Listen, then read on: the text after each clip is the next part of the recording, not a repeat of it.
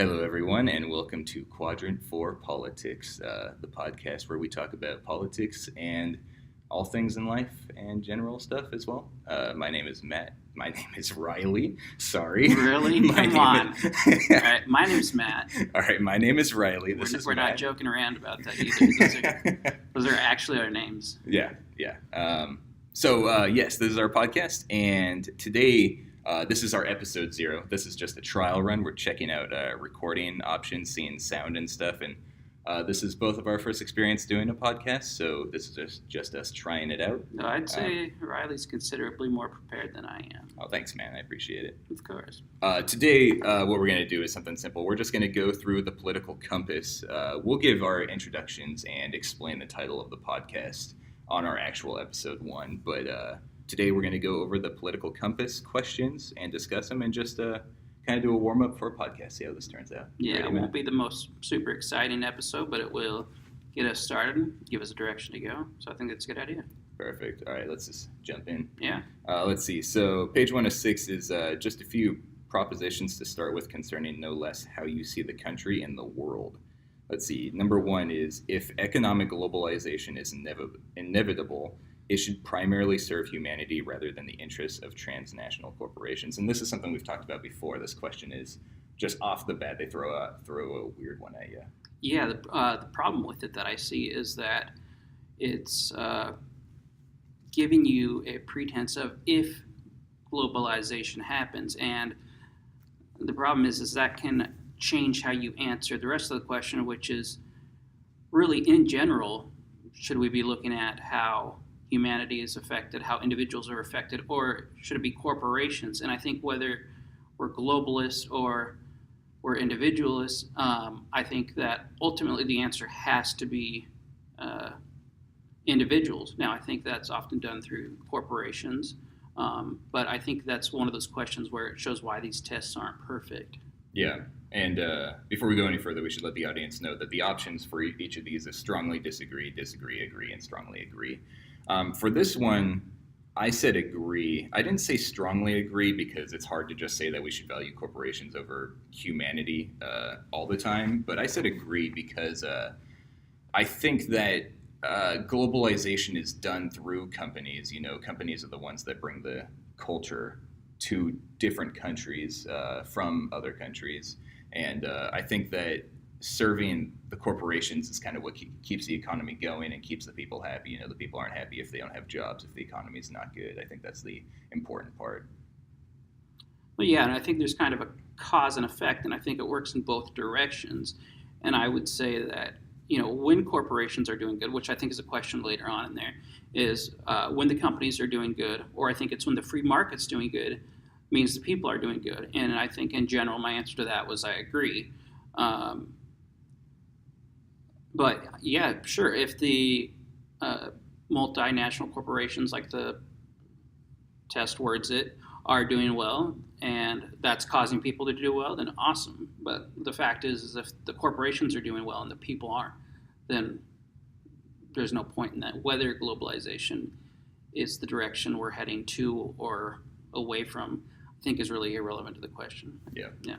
The way they set up this test is weird. I wish that they had started with like the sex one, which is the one they ended on, you know, because that's like here's an easy dive in. Like, what do you think about abortion? Everyone has their opinion on that. But if economic globalization is inevitable, come on. Let's Exactly. not start with number 1. All right. So we both agree on that one, pretty much.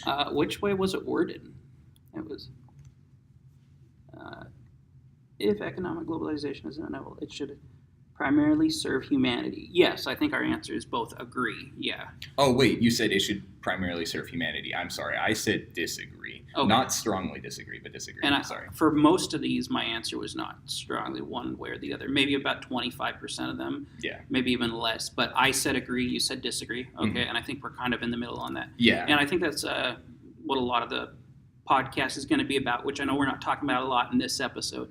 But it's really not so much about what we believe, but why we believe it, and how even in this two-party system, there's like so many more subcategories. Just yesterday online, I was going through all these tests and just all these terms I didn't even know about. So that's really what I think this podcast needs to be more about than anything. So. Well, yeah, that's a big problem with the two-party system, is that people think one of the parties represents them, but it turns out when they really get down to the nitty-gritty, they disagree with their party on half the shit. Two people in the same party can definitely have very different views and then be rooting for the same candidate just because, they got the R or the D next to their name. So. Yeah.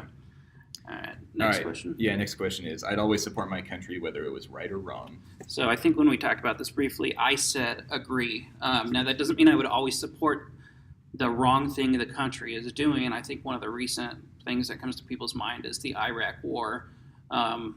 Whether or not we say it was entered in on good intentions, in the end, it was I think something now most people agree that it was probably a mistake to happen.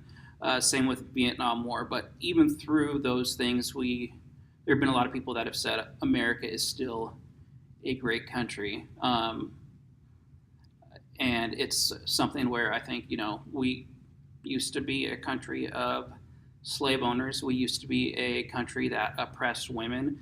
We're still a country with a lot of oppression. That's something I can't deny. I'm no fan of social justice warriors, but there is oppression happening.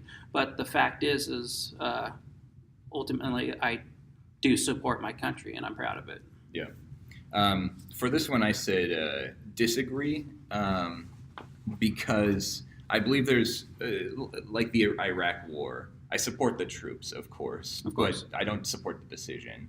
And that's what the question is. But I think if we want to do a really crazy deep dive into this, supporting the country doesn't always necessarily mean supporting the government. Because as we've talked about before, we're both, I'm a libertarian, you consider yourself a conservative. So we're both on definitely not the left. And the left is winning the culture wars. They're controlling the media for the most part. Not a conspiracy theorist. I think CNN is a decent source for news. But, it's you can't say the N-word, and not that I want to say the N-word all the time, but it's like saying the N-word will just get you blacklisted everywhere. And that's part of the culture wars. We should be able to do that for free speech. But isn't that also part of the freedom of the press, though, is that we don't want people saying the N-word. It's a taboo thing. So if you say that, just as if you say... Well, I'm not saying the N-word as in, using it in a racial slur. I'm saying, even with a joke. Okay, N-word was the way wrong thing. That was not where I wanted to go with that. What I meant was, racist jokes. Racist jokes are not okay. Rape jokes. I love rape jokes. And that's, you tell a rape joke in a comedy club nowadays, and there's a chance you'll get booed because, people don't like that. Yeah, that part of the culture. Yeah, that's definitely... And so, that's the culture of our country. Mm-hmm. And it's that's another part of this question. I think that this question is referring to the government, but I'm just throwing another side of it. That's a good point. And one I hadn't considered is there's definitely, do I support the fact that our country is becoming a bunch of hippies, social justice warriors, and bleeding heart, cry about everything, having handouts, that type of stuff, everything that's making me sound like, the negative bigot right now. No, I'm not super happy with all that, but I think just deeply rooted in me is patriotism. I do love this country, and I do think there's something exceptional about it.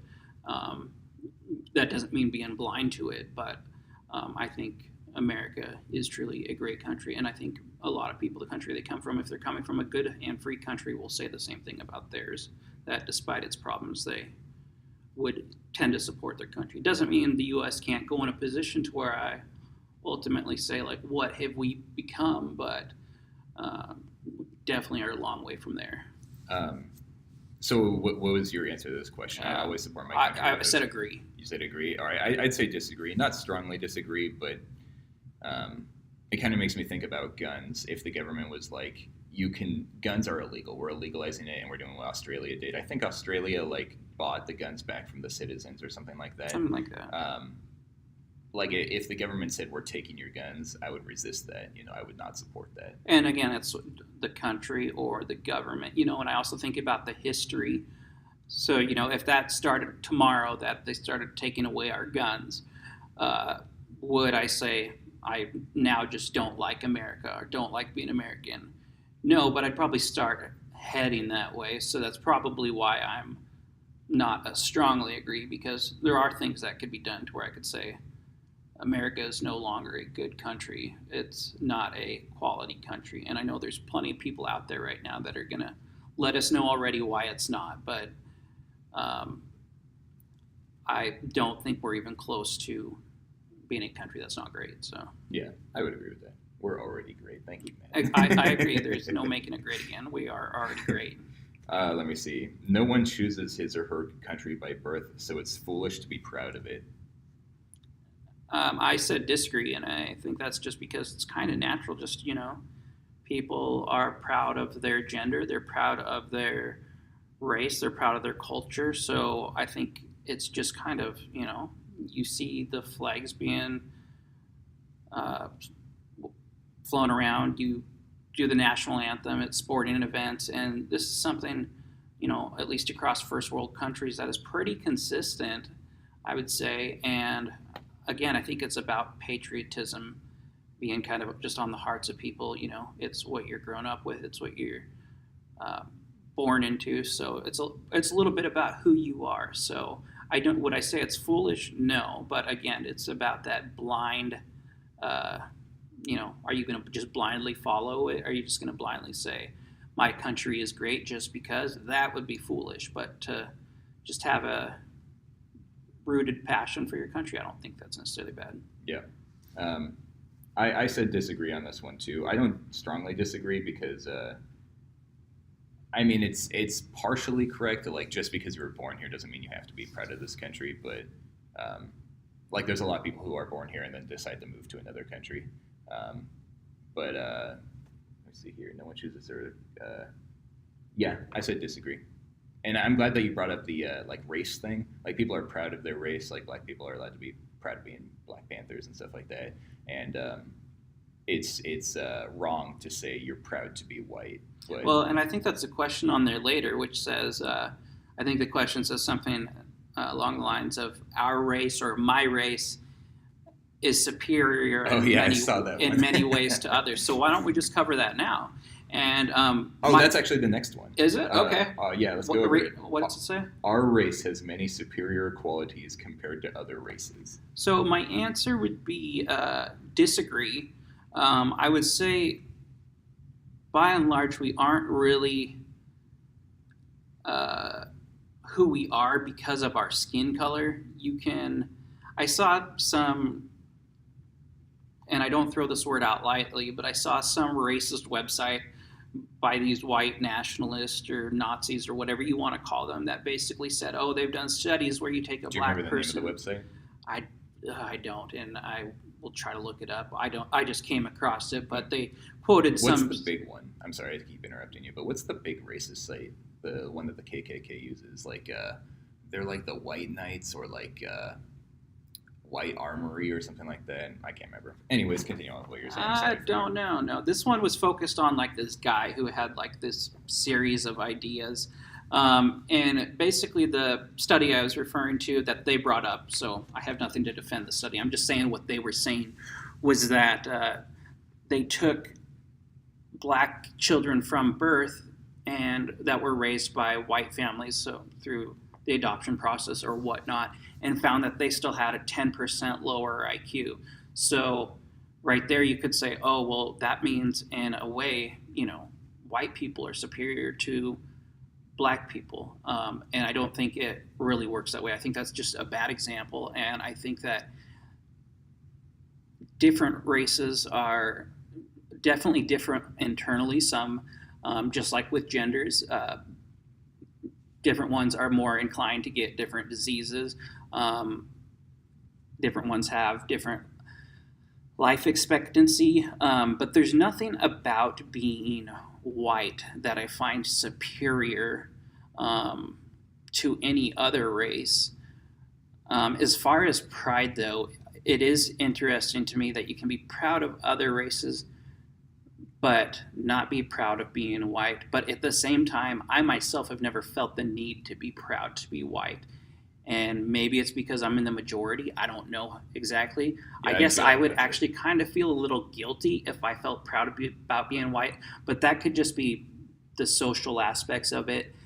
There could be a whole bunch of reasons behind it, the reason I feel that way. So, but in general, just to feel proud to be in white. I mean, that makes you what, like a Nazi now? Yeah, some people view it that way, but I think you're right. I've never really felt that need to be proud of my race, and it's probably because I'm part of the majority, and most of the people on TV and movies look like me. So it's something I've never thought about before. So thank you for bringing that up. I appreciate it because it makes me understand why people want more diversity in movies and stuff. I still think forced diversity is wrong, but Agreed. This is let me see. I said disagree on this as well. I'm not a scientist. I want to preface it by saying that, and I have no knowledge of the studies, but I know that it is something that scientists are uncomfortable with studying the difference between the races because the races, yeah. Okay. The race, sorry. I thought you said the races. No. It's something that scientists are uncomfortable with studying because anything they find out about it, like if they study the difference between black people and white people, and it turns out that white people are better in every single way. I'm not saying that that's what it is, but if that was the case, if they presented that, it would just be national backlash. Oh, that would be a yeah, huge definitely. issue. And that's I don't like that there's that fear because I feel like we need that science. We need that truth. Yeah. And again, we're not saying that's the truth. We're saying if that was the truth, it would have to be hidden, which is, I think, something that we have some agreement on, that as much as conservatives or Republicans or Christians, whatever category on the right you want to call them, are talked about denying science, we definitely have ways that we can show, the other side will do the same thing for their own benefit, so it's, why are you denying the science? Why are you denying the facts so it can fit your agenda?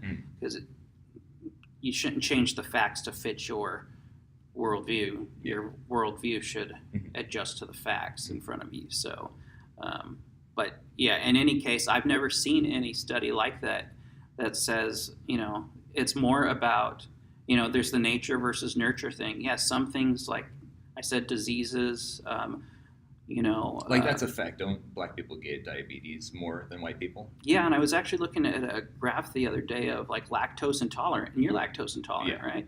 And I actually saw this graph of places around the world that had more lactose intolerant people, and Europe and the U.S. were not so much, but Africa was highly. And then it even broke down within that the black people in America were like 73%. Now, I'm not remembering this perfectly accurate. I don't know that this was a scientific map. I'm just saying what I saw. And let's say that's correct.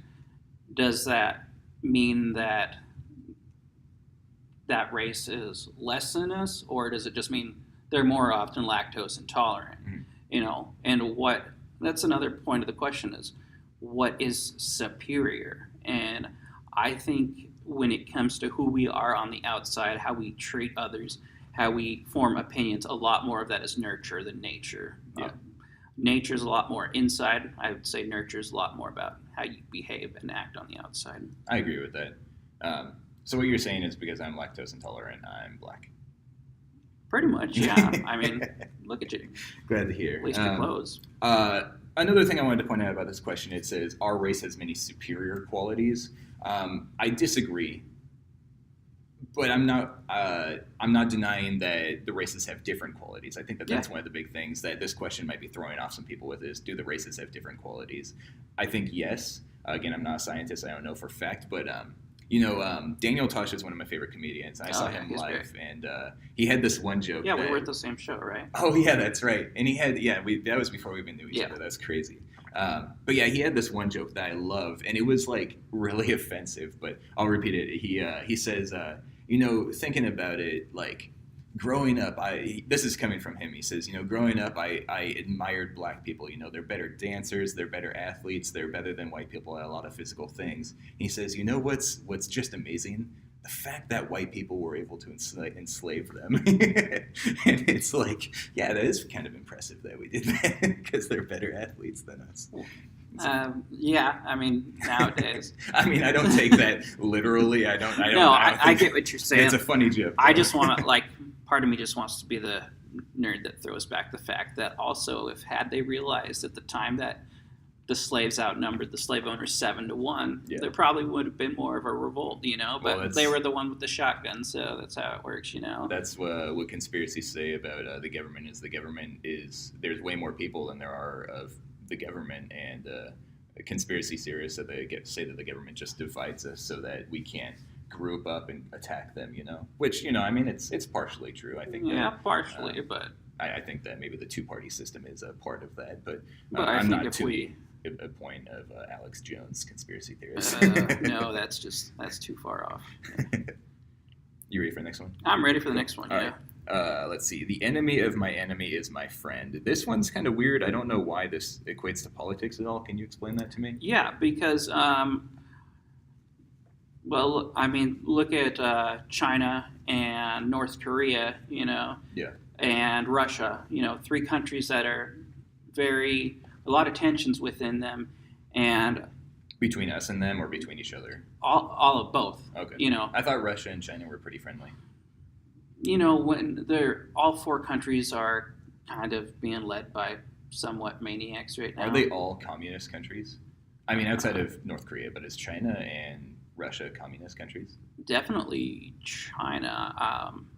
I don't know. And, you know, we haven't prefaced this earlier, but yeah, neither of us are saying we have degrees in, you know, law or government. We're just highly interested in this stuff. But I can't remember exactly what Russia's government type is. That'd be good to look up. But anyway, to the point of the question, just because, I mean, if you think about it on an individual rather than a collective scale, if you don't like somebody and somebody else doesn't like that person, and you two become friends just because of that, you two have just become cliquey teenage girls, pretty much. That's all you've done is, I've formed an alliance against you, like with me and my friend who go to Starbucks before, you know, like that's just, you know, it's on an individual level, it's immature. On a national, global scale, obviously sometimes it's necessary for, you know, two countries to go up against one country. That's why we've had some world wars. But I think doing it just because the other person is the enemy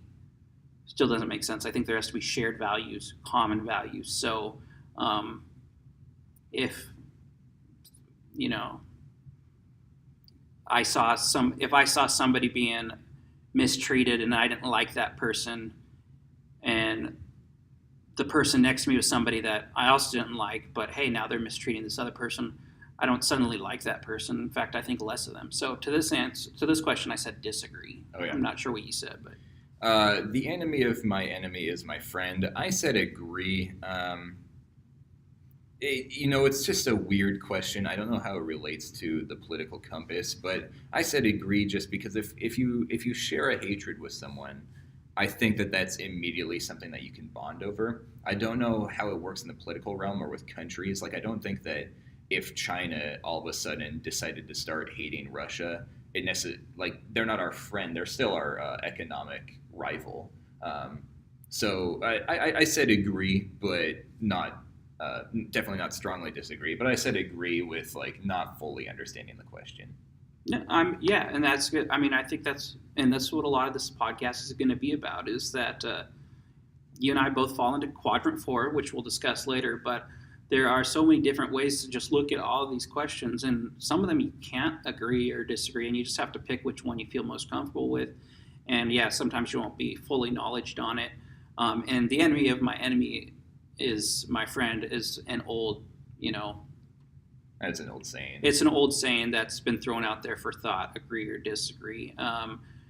Same as from each according to his abilities, to each according to their needs, or whatever it is. So how do you think the answer reflects on the compass? Do you think if you disagree, you're a Republican?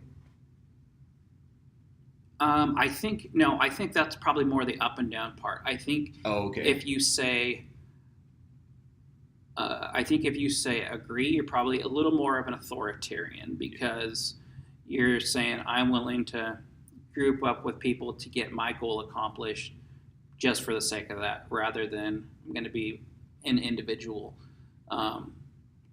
regardless. But I don't know exactly, and there's definitely gray area in this question. I can't, I wouldn't take one side fully over the other, just like I wouldn't on most things. But this one more than any other, I'm not going to fight you on your. I mean, I think we've disagreed on every question so far, but I don't, this one's not anymore. Fantastic. Quick side note, when I was printing these pages out, it wouldn't let you go to the next page unless you actually answered the questions. So I just clicked strongly disagree on everything. And the way it ended up on the compass was directly in the middle, but like halfway down to libertarian, which is really weird. If you disagree with everything, you're directly in the middle and you're mostly a libertarian. I actually tried to manipulate it a lot to get it into, I think what's probably one of the least used corners, which is Quadrant 2, which would be what is that? Left authoritarian. Oh, it's the top left. Yeah, which I think there's a lot of people that fit into that, a lot of people that want to get their views across and institutionalized at any means necessary, but I don't think a lot of the people's individual answers are going to reflect that. So I had to do a lot of adjusting of my answers to make one finally just barely fit into that quadrant. So, I did some research on the quadrants to see if there were numbers, and it looks like there's not like an official number system. So there's a chance that we're not actually quadrant 4. I mean, I'm pretty sure we're quadrant 4. Yeah, I'm comfortable with leaving the podcast quadrant 4. It's the bottom right one, so it's most likely going to be 4. But unless they numbered it like 1, 2, 3, 4, like went in a sideways U, 1, 2, 3, 4, and then the 4 was the bottom left one. A sideways U. That is how it is.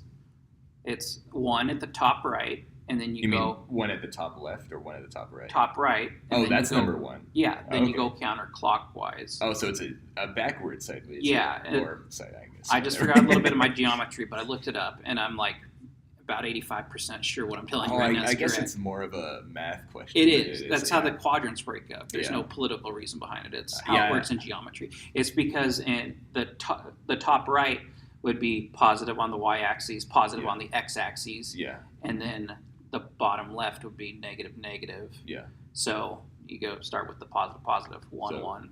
1, 2, 3, 4. Yeah, so it's like the letter C. Watch us get corrected. Probably. We're not changing the name. I'll correct you on the sideways U is really just the letter C. So why don't we... fucking stupid. All right, next question. All right. Military action that defies international law is sometimes justified. Agree. I said agree on this because other countries can make up bullshit laws. Yeah.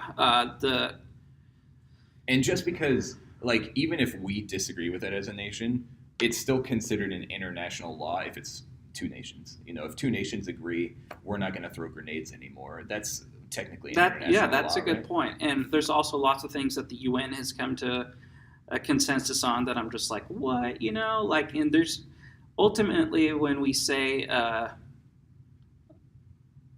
what's the question? Repeat it. Military action that defies international law. Okay, yeah. Ultimately, justified. When we say international law, what we're saying is global law, which what we're getting closer to is globalization, and wanting to remain an independent country who doesn't necessarily want to follow in the ways of other countries. I don't think it's smart. Now, there are things, I learned in 8th grade that there are technically rules to war, but, it's up to each side to follow them. Like, one of them is that, you're Agent Orange, you can't use that anymore, I believe. Like, that's an international war law. You're not allowed to use Agent Orange anymore, I think, because it cropped us in entire civilization. Yeah, and but I think another rule of war is you're not supposed to attack civilians. But, yeah, exactly. Like the news reporter who, during the... what was it called? The not the Iraq War, the Vietnam. No, the terrorism. War on Terror. Yes, thank you. Sorry, there was a news reporter that had his head cut off. And news reporters are supposed to You be. mean the one that was put on the video? Yeah. Okay. Those, they're That's supposed a to be. video, by the way. Yeah. Well, I'm sure you've watched it, and, because you're dark like that. But things like that aren't supposed to happen. So, but the thing is it's just like I've mentioned to you personally about the Supreme Court. Yeah, the Supreme Court can say this is what's legal and this is what's not, but there's no police to back it up. And so somebody can still use Agent Orange, and the only other defense is other countries coming to the aid. But you can, like countries, like I think Germany is still in debt from World War II. So if you break international law and lose the war, I have a feeling other countries will fine you. Like that. Probably, I believe or that's add what happened from tariffs, Germany, is that they're still in debt from Hitler. Could be, yeah. I think I remember hearing about that in history class, but I failed history. But then the other side of that question is just, well, I guess it is actually kind of the same side. Sorry, it's just that do we sometimes need to ultimately break away from the majority, and is the majority always right? And I think the answer to is the majority always right is no, and that yes, we sometimes do need to break away from the majority. And sometimes that's the only way to get things done. So that's kind of my stance on that. Just us talking about it right now, I think I would put strongly agree on this one, but this is coming from a libertarian, and as a libertarian, I believe in reducing the size of the government, and I don't believe I think it's the term isolationist, where we just don't deal with other people's business, Like you that, do believe in that? I think so. Okay. I'm still kind of learning the term isolationist, but as a libertarian, what my personal thoughts are that if another country is in a war, or I don't know, it's hard to explain, but we should not be sending our troops out. They should just be for national defense. That's what I think. I think it's dumb that we have military outposts in every country. I think that's a waste of money. So when I'm saying strongly agree to military action, that's pretty big. I'm talking about if someone takes a strong action against us, man, it's really hard to explain, and especially not seeing super cruel, but it kind of relates to the death penalty. I think that if someone murders someone, I think that we have every right in the world to murder that person, to put him to death. And if someone commits 9/11, just nuke the country. I mean, not necessarily disregard to the civilians. Yeah, not necessarily the civilians, because obviously I don't agree with their government. But nuke is a big one. You don't want to use a nuke, but go in, send the snipers into their political office, and kill everyone that made that decision. And that's pretty much what they did with Osama bin Laden and Saddam Hussein. My understanding of that situation is minimum, but I don't believe they that we should took out more than just the one leader. It's just the only reason why we should be sending out troops is because they did something bad to us, and the military should primarily be for defense, not for attack. And that's why I say strongly agree, is because the only time we should be using the military is when it's absolutely necessary. And when it's absolutely necessary, I think it's necessary to break international law. Interesting. Does that make sense? It is. And I think I have some disagreements with you there as far as how we use the military. This is something we've never talked about before. I don't think we have. We can dwell on this one for a little bit. I'm okay with it. Maybe not too long. But I don't like the term world police because of what it... But that's what it seems like, and that's what everyone calls us. Yeah, and because it's got a bad... connotation. Yes, exactly. But I don't think it's bad for us to get other people or other countries into democracy. I think most people want to be free. Most people want to have a voice. Most people like the idea of we the people. And I don't think that was the main intention with the Iraq War, but I think it was definitely a potential that could have happened. And I mean, there's always, the question of, how many deaths is it before, you switch the type of government over. So I am not saying at all that I'm, just a warmonger ready to just, go out and get every country that's not a democracy. But sometimes the human rights violations are just so absurd that, I think we should be taking bigger actions on certain countries that are, for example, this one country that won't let its citizens leave and doesn't feed them, initials NK. You probably know which one I'm talking about. Yeah. We just allow that to happen, and it kind of seems like, I don't know. I'm not in government, but it seems like it might be something better to deal with. That's a completely different discussion about North Korea, but from my understanding is the reason why we haven't gone in there and done anything is because it would create a huge refugee crisis, because all those people who are starving and stuff because their government doesn't feed them, well, all of a sudden they'd be starving people looking for a new place to live because theirs was destroyed pretty much. Yeah, they're already starving though, but yeah. It's what happened in, what is it, Saudi Arabia, or where are people escaping from right now? That created a huge refugee crisis all over Europe. Syria. Yeah. It created that situation again, and then, we'd have to discuss that in our policy. How many are we going to take in our country? But that's a different discussion. What I wanted to say about the military in response to you is that as a libertarian, I believe in personal responsibility, and I know that people have a hard time standing up to their government, but I don't think it is our job to go do that because all of a sudden we're wasting our resources, and we have so many issues that we need to work on ourselves that it doesn't make sense to go help someone else. I mean, we are the economic leader of the world, so we're doing pretty well here, but we have a lot of issues that we need to work on, and I think that is our priority before helping other countries. Now, and I totally agree with you on that, and I'm not saying, I guess I'm saying in the best situation possible. You're definitely right. There are other things we need to do first, just like when talk about funding NASA or exploring space, all that stuff, like what about the problems taking place here on Earth before we do that? That's, I have similar thoughts with that. So as far as war goes, I'm not saying we should go in and do that, but if we're speaking just in terms of the military, that's kind of what I think about that. Yeah.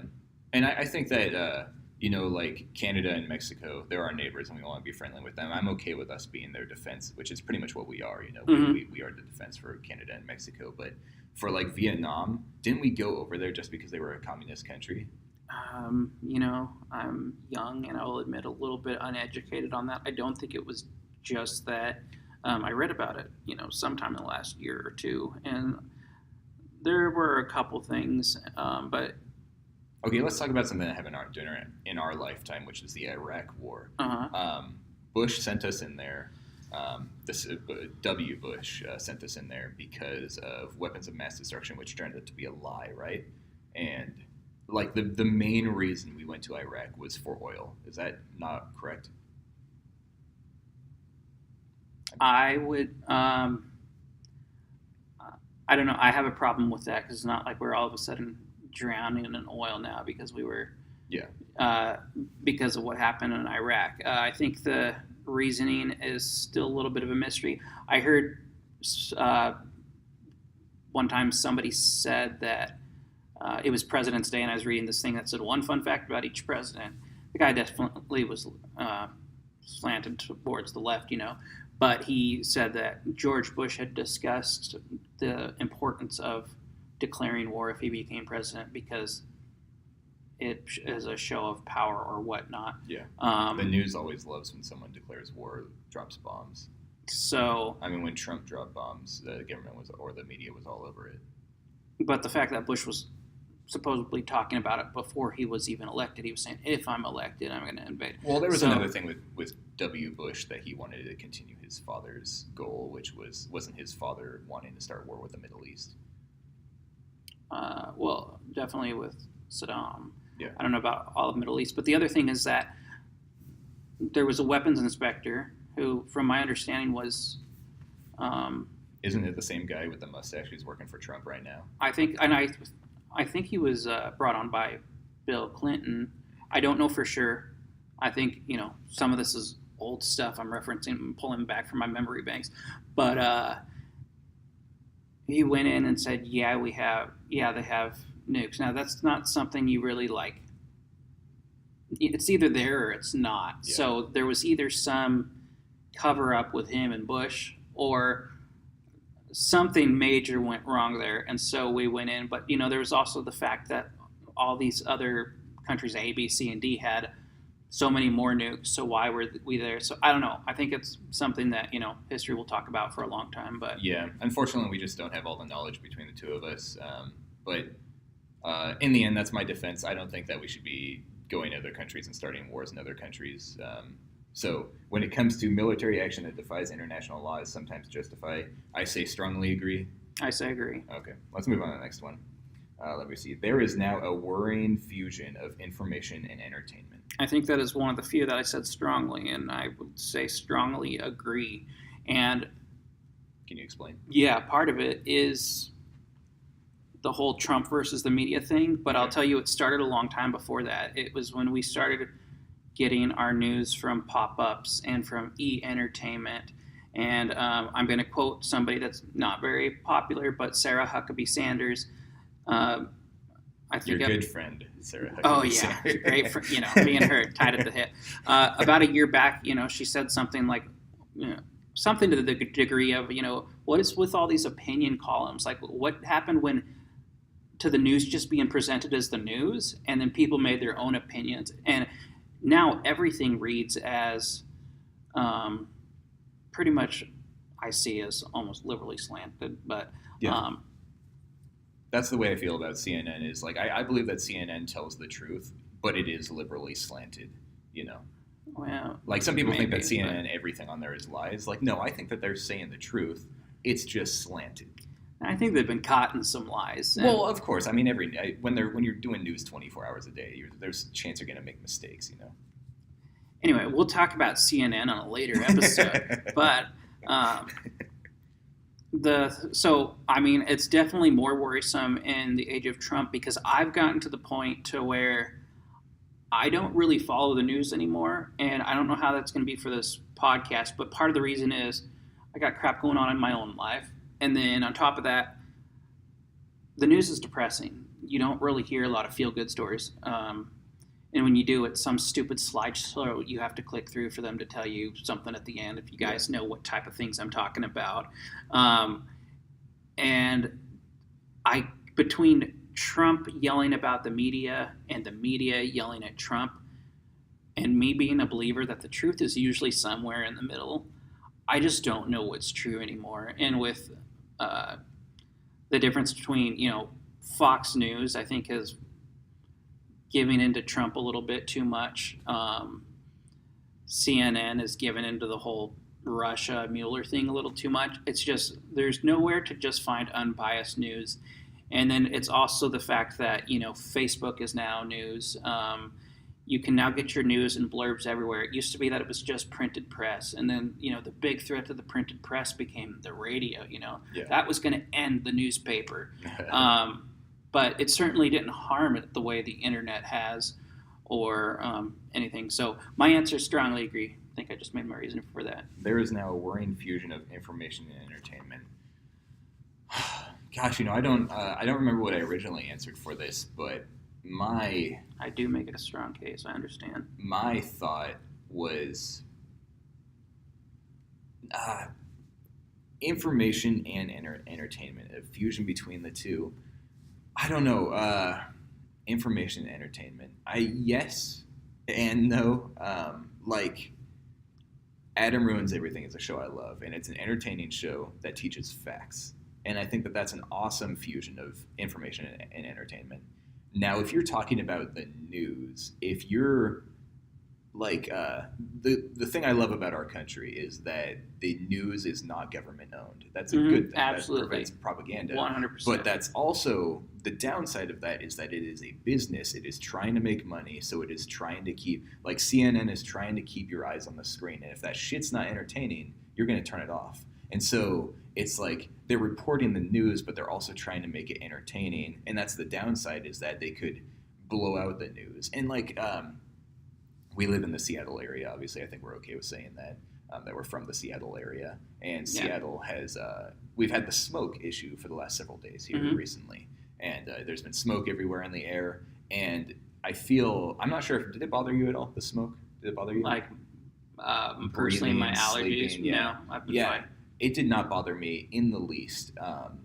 And yet, our coworkers complained about it. My girlfriend complained about it, like saying how it was keeping them awake, how they couldn't breathe. They my girlfriend went out with a mask on because of the smoke.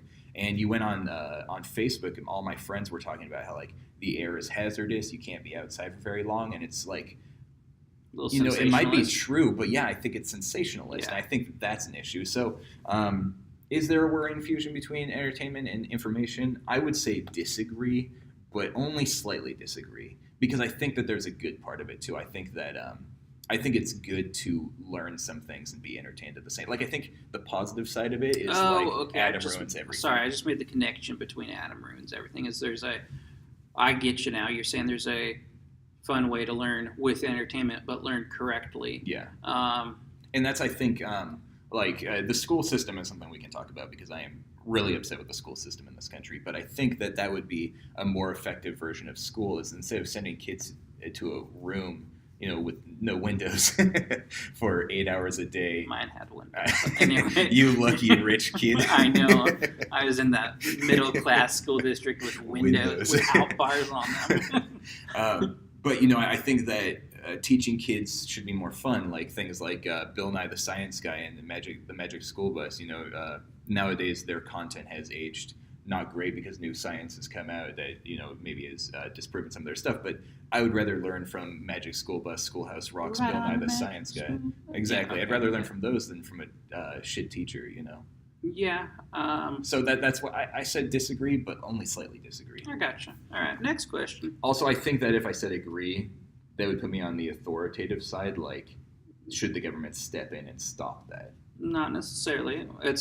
Are you worried about it? Now, I said I strongly agree that it's a problem. I'm not saying at all that the solution is for the government to limit it. Yeah. I'm fully fine with President Trump complaining about CNN. I'm fully fine with him giving out his fake news awards. You know, that's part of his freedom of speech. And I think sometimes we forget that he has that right as well. As professionally as he should be acting, as much as I wish he didn't behave the way he did, he does have the right. And he can continue to express those rights up until he does something about it and shuts CNN down or tries to. Yeah. It's not going to happen. But, when he starts taking actions against the media, that's when it becomes worrisome. But so from that aspect, yeah, I see what you're saying, but I'm not worried about it there. I just think there is a problem. So we are at 47 minutes, and we just finished the first page. Do you want to go for a couple more minutes, or do you want to let's go for a couple more minutes. I think the first page, was like, Let's see. We got. Oh wait, no. Yeah, that was the first page. It's not a two-parter. So that was everything on the first page. The next one is about the economy. You want to do a couple of these? Yeah, let's do it. Okay. So page 2. Now the economy. We're talking about attitudes here, not the FTSE index. I don't know what that is, but I don't think it's Can relevant. I see that? Not the FTSE index. I don't think it applies to the question. We're talking about attitudes here. Okay. But I don't think I think necessarily it'll matters. probably come back to Maybe. Okay, I don't know. Anyway, question. All right. People are ultimately divided more by class than by nationality. I had so I've taken this test, I think 3 times since you and I talked about this. And very concerning is that I at first was very narrowly in quadrant 3, but each time I took it honestly, left. The bottom left, but just like barely. Yeah. It was really more just the center of everything. Yeah, you were like perfect 0 almost. Yeah, and each time I've taken it, I'm almost close to perfect 0. But I've rethought this question, and I think read the question again, how it's written. People are ultimately divided more by class than by nationality. I have to disagree, and the reason I have to disagree is because, well, for one, class and nationality a lot of times are mixed in together. For example, we can say that the cigarette companies or the abortion industry or whatever targets minorities. But is it targeting minorities or is it targeting low income? And because a lot of the times, and especially here in America, those are the same things where you have disenfranchised minorities living in poor areas versus, middle class to upper class people of Caucasian or other races. But the thing is when you see how people behave, when you look at voting patterns, I really want the answer to this one to be that I agree, because I would really like it to be that we are more colorblind than we are. But if I answer this honestly, I have to say that we are more divided by race. Our races tend to stick together. I mean, you see that on the streets. You see that, I, used to work in the movie industry, and movie industry. I love it. I know for a fact that that's what they say in the ads. Do you want a job in the movie industry?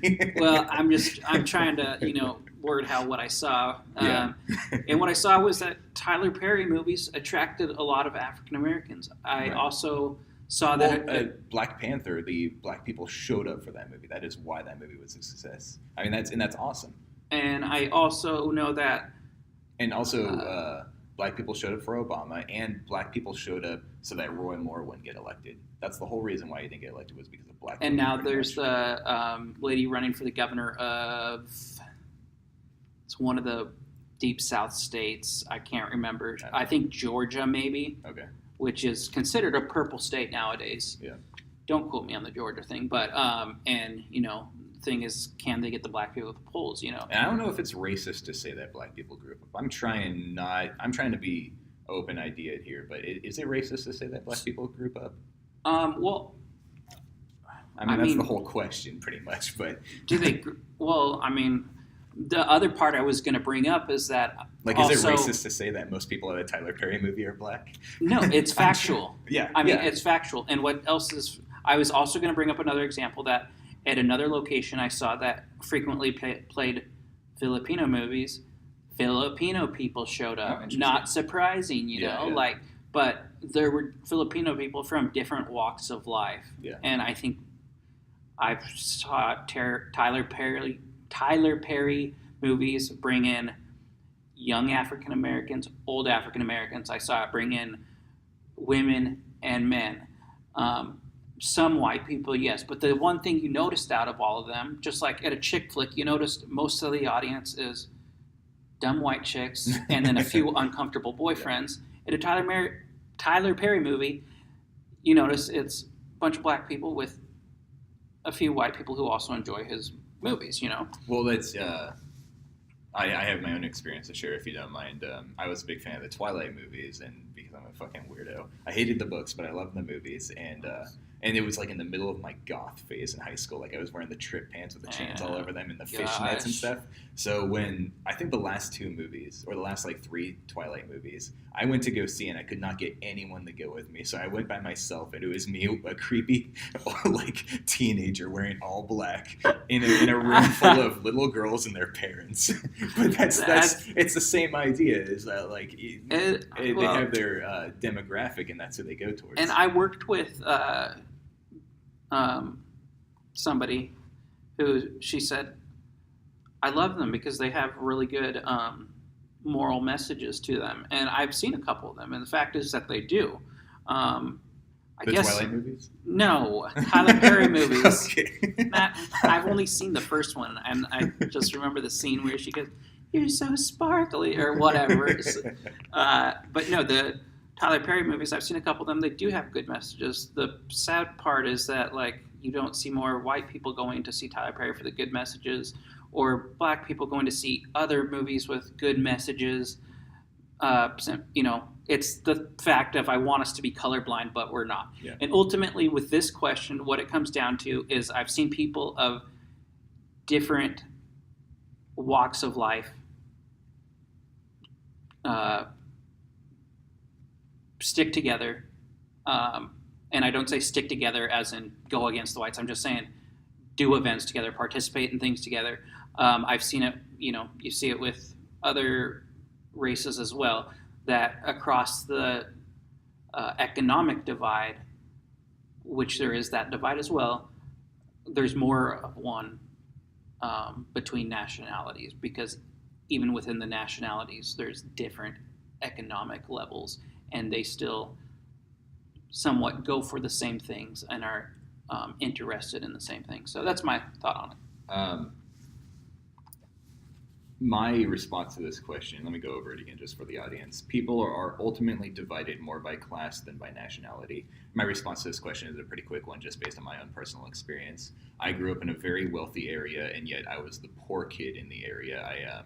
I had a single mother who was getting child support from the government because my father had passed away growing up. And we were living in low-income housing, but it was a super wealthy area. I was growing up. I'm okay with being specific about it. I grew up on Mercer Island, which is a very sheltered island where I think it has the highest ratio of CEOs in the population for a city. It is a very wealthy. I mean, who started Microsoft with Bill Gates? Bill Gates. No, who was his? Steve Allen, I think was his name. Paul Allen. Paul Allen. He lives on Mercer Island, or at least he has a house on Mercer Island. So I grew up in a very wealthy area, but I was the poor kid on Mercer Island. Okay. And what I noticed was going to school, just based on my own personal experience, on Mercer Island there's also a huge Asian population. It's mostly white people and Asian people. There's the only black person in the school they imported from Seattle. They were like, we need more diversity. You come to our school. I kid you not. I'm pretty sure the only black person in our school lived in Seattle, and they just imported them to our school. But anyways, so I grew up in a very wealthy area, but I was the poor kid, and I had no issues finding friends. But there were also a lot of Asians in our community, and at school, the Asians hung out together. And this isn't any kind of racist comment or anything, but I think Asians, they went to school, and I'm not sure if they were firstborn or if they had just came to the country, But when they go to a school and they see someone who looks like them, I think they gravitate towards them, and that becomes their immediate friend group. And then they just kind of end up sticking together just because they all kind of group up, say, hey, we all kind of have a similar experience because we're Asian Americans or we're from a foreign country.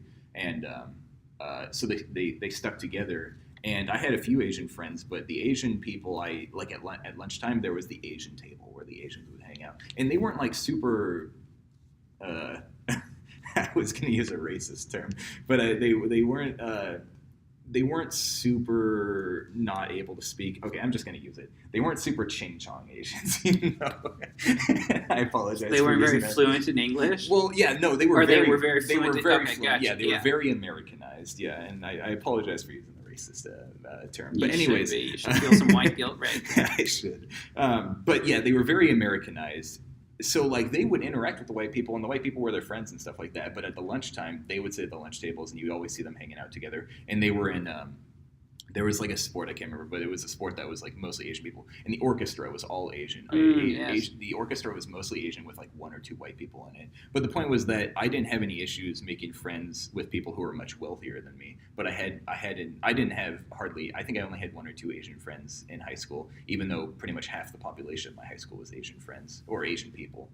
So that's when I say my response to this question is probably strongly disagree, because I think that nationality is what divides us more than class. I've never had a person not want to hang out with me because of my wealth. And I have some of my closest friends. I have one friend who is very wealthy, and I have another friend who I would say is probably poorer than me. And that doesn't. I don't feel any differently about either of them, and I don't think either of them feel any differently about me. I would just say I had similar experience. I grew up in a wealthy area, probably not as wealthy as Mercer Island, and we had a lot of Asians at our school. And I definitely think that part of it was that unlike Black Americans and white Americans, most of the other nationalities that are here aren't as assimilated. For different reasons, obviously. Black and white people have both been here for a long time. We've both been here for a few hundred years. We're all established as American, And I know there's going to be a point of controversy with that. But my point is that especially, when you don't speak the language that well, I agree. You're going to gravitate towards people, that person looks like me. So even if they're speaking English well, they probably still at home, have that thing. So I think the fact is that I don't know about you, is I would like the answer. Well, I would like us not to be divided at all. Yeah. But Yeah, obviously. I would like us to be more colorblind than we are. But I can see that. if I answer realistically, I have to say that we're more divided by race. Yeah, I didn't want to spend so much time on this question, but it brings up some interesting points. It's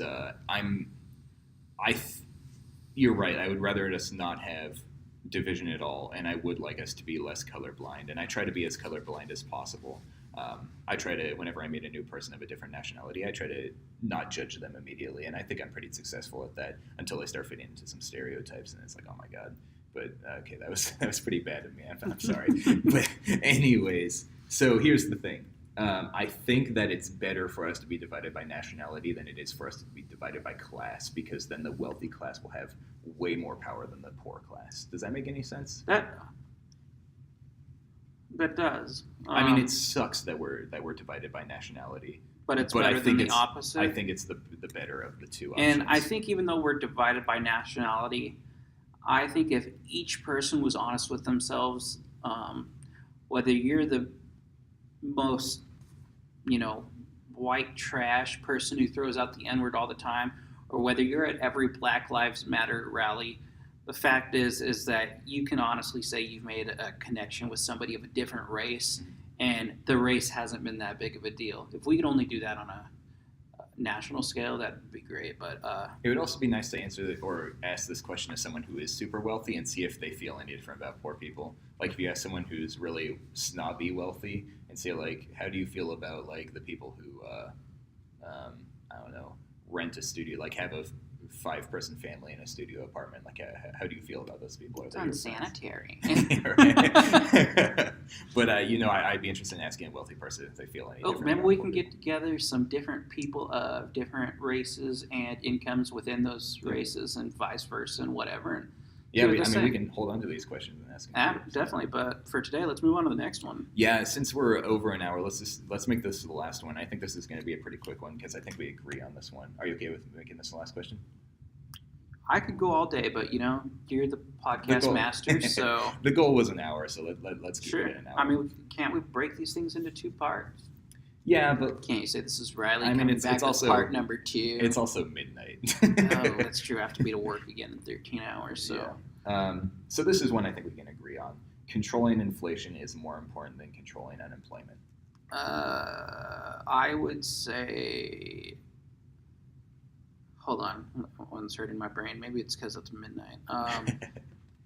Controlling inflation is more important than controlling unemployment. What's your answer? I say agree. Yeah, that's what I said too. And the reason why is because unemployment is something that governments like to focus on, but it's oh wow. Yeah, I still say agree. Sorry, I had another thought. Like, I think inflation is more related to the economy than unemployment is. Inflation is the thing that causes inflation, I believe, is welfare, taxes, and I'm not an economist, so I don't know what is the cause of inflation, but obviously, like government producing more money. I would say printing money to pay off debts, or printing money for any reason. But I'd say it's like I've said before: if everybody in America automatically had $50 billion deposited into their bank account, you'd all be happy for 10 seconds until you realize that the cheeseburger is going to cost you $500,000, and then it's like, oh, it means nothing. And that's what happens when we print money. So that, I would say, is a big problem, along with the continued forced minimum wage increases. Yeah. Because what happens when minimum wage goes up, so does the price of the item where the minimum wage worker works, So this question isn't as cut and dry as I thought, because I was relating unemployment more to the government forcing like companies to do something to employ people. That's because that's what you always have your mind on. You're always angry at the government. I am angry at the government. Anarchist.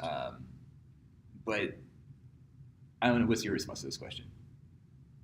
Well, I think when you control inflation, you control unemployment. Okay, really quickly, I thought of it in my head. Okay, I think go. Inflation directly relates, like the more inflation you have, the poorer your economy is. I believe that controlling inflation is what is the outcome of a successful economy. And I think that a successful economy means low unemployment. So I don't think it's reverse. I don't think a low unemployment creates I don't think that low unemployment creates a lack of inflation, and I don't think it makes for a greater economy, where I think that controlling inflation is what leads to a good economy, which in itself creates low unemployment. I would generally agree with that, yeah. And I would definitely say that... repeat the question again. Controlling inflation is more important than controlling unemployment. I just don't even know how you would control unemployment. Oh, what I was thinking was, if you just look at kind of like what they did in Seattle, is that when they bumped the minimum wage up to $15 and left the rest of the cities around them at, it was, I think, $9.50 at the time. Well, where we are, I think it's 11 or 12. At the time, though, it was $9.50. Oh, was it really? When they bumped it up, okay. Yeah. The problem you had was... Yeah, because that happened a couple years ago. All these Seattle businesses were, all of a sudden...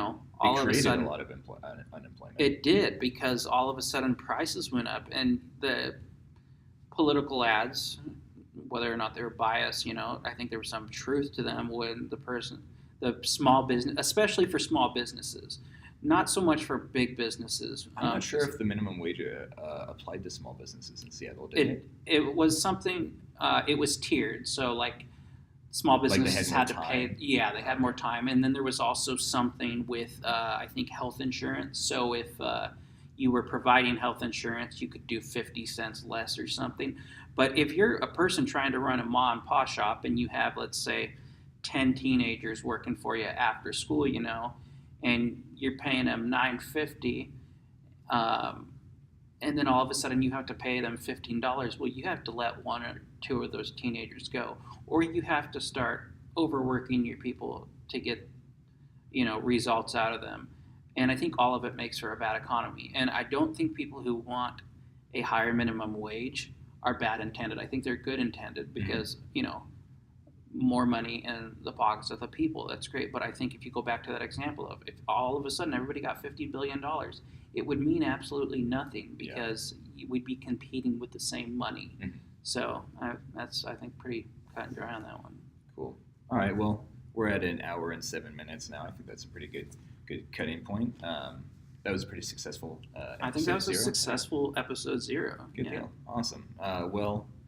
For ending the episode, thanks for watching.